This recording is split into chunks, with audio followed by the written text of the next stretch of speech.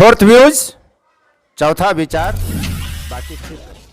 बिहार में राजनीति में छटपटाहट दिख रही है। अगले वर्ष लोकसभा का चुनाव है। बमुश्किल 1 साल का वक्त बच गया है, लेकिन पूरा देश लोकसभा चुनाव के संदर्भ में चुनावी मोड में है।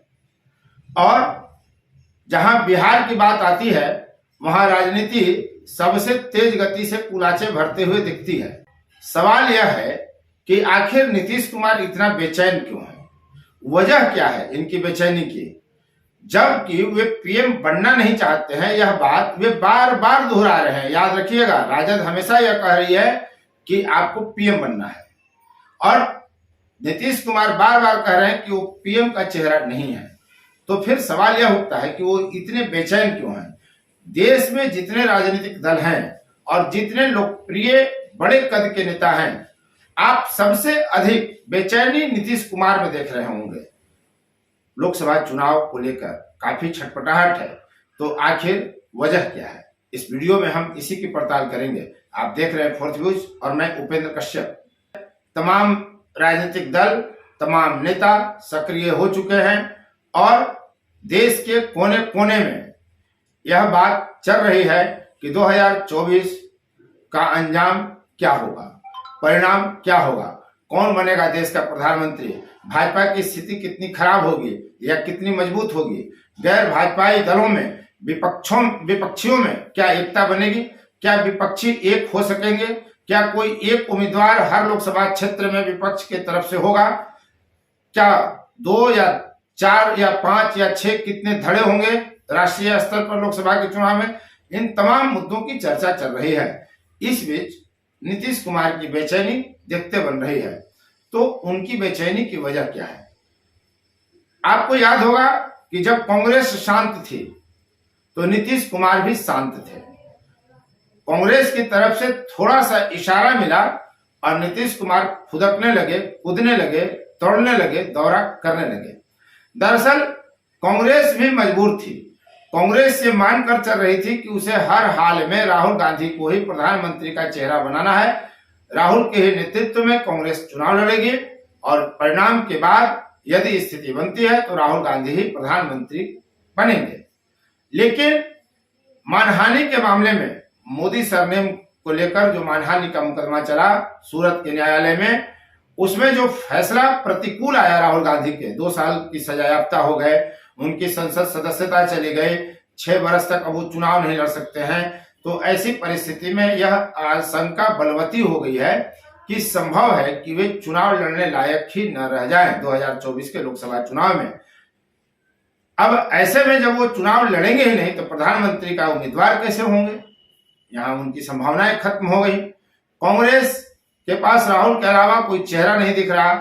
हो सकता है कि कांग्रेस की यह रणनीति हो कि अभी प्रियंका गांधी को चेहरा घोषित नहीं किया जाए, उनको पीछे रखा जाए।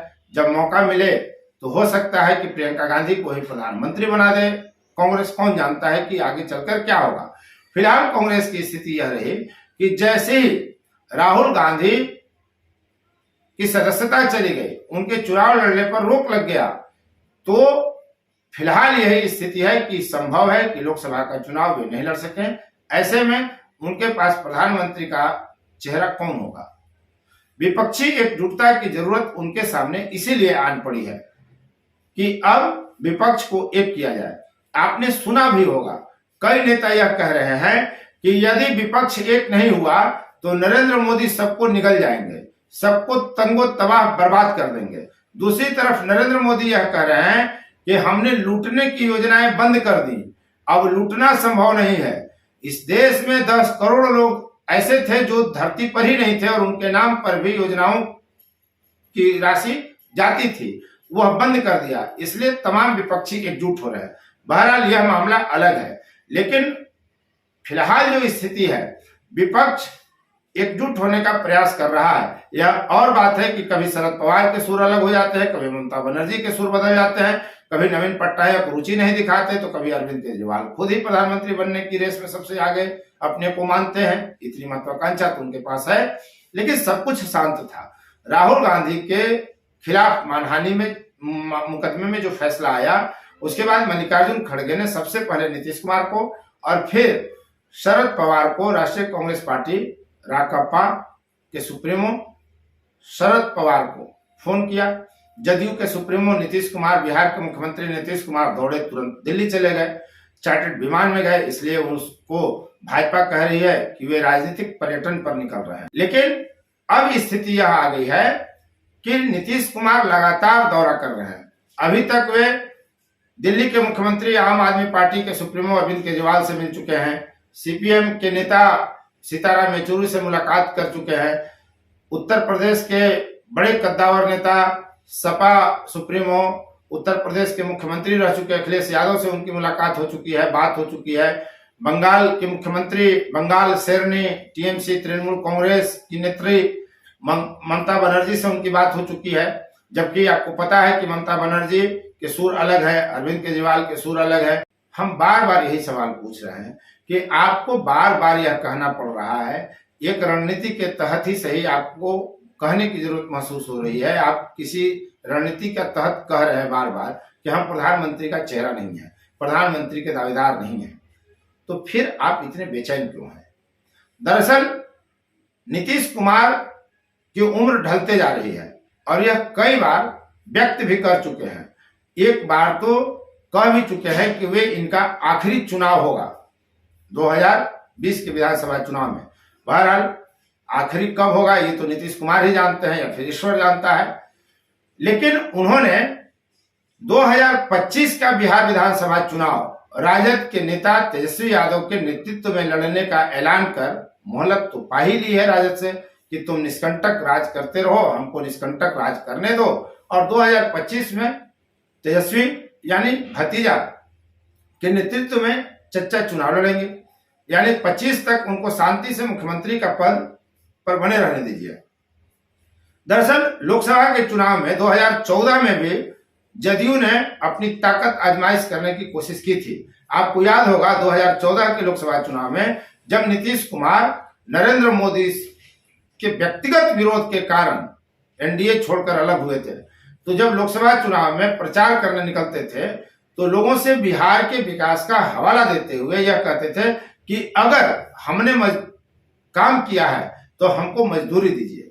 जनता ने उनको मजदूरी नहीं दिया, ठेंगा दिखा दिया और मात्र 2 सीट पर तब जदयू सिमट कर रह गई थी। इसलिए उनको एहसास यह है कि भाजपा को हराना विपक्षी एकता के बावजूद बड़ी मुश्किल होगी और कहीं ऐसा ना हो कि भाजपा जिस तरह से दूसरों के खिलाफ ईडी और सीबीआई का इस्तेमाल कर रही है तो उनके खिलाफ भी शुरू कर दे। क्योंकि नीतीश कुमार हो या कोई, अगर आपने सत्ता गहा है, सत्ता में रहे हैं, तो स्वाभाविक सी चीजें हैं कि आपके खिलाफ भी कई बातें होंगी जो पर्दे के पीछे ही सही हो। जो धूल फांकते हुए बही खाते हों उनको कभी भी खंगाला जा सकता है। यह और बात है कि अभी भाजपा ऐसा नहीं कर रही है, लेकिन भाजपा पर यह आरोप खुला है कि वो सीबीआई और ईडी का इस्तेमाल करती है। एक हद तक ऐसा होता हुआ दिखता भी है। तो क्या भाजपा से नीतीश कुमार को यह डर भी सता रहा है, इसलिए उनको विपक्षी एकता का भूत सवार हो गया है कि हम विपक्ष एकजुट हों ताकि भाजपा की सरकार उनको बर्बाद न कर सके। इसलिए कि कई मौकों पर हम यह सुन चुके हैं किसी न किसी नेता के द्वारा कि यदि विपक्ष एकजुट नहीं हुआ तो भाजपा उनको निगल जाएगी, मोदी की सरकार उनको बर्बाद कर देगी। तो कई डर हैं, नीतीश कुमार को भी कहीं न कहीं डर है।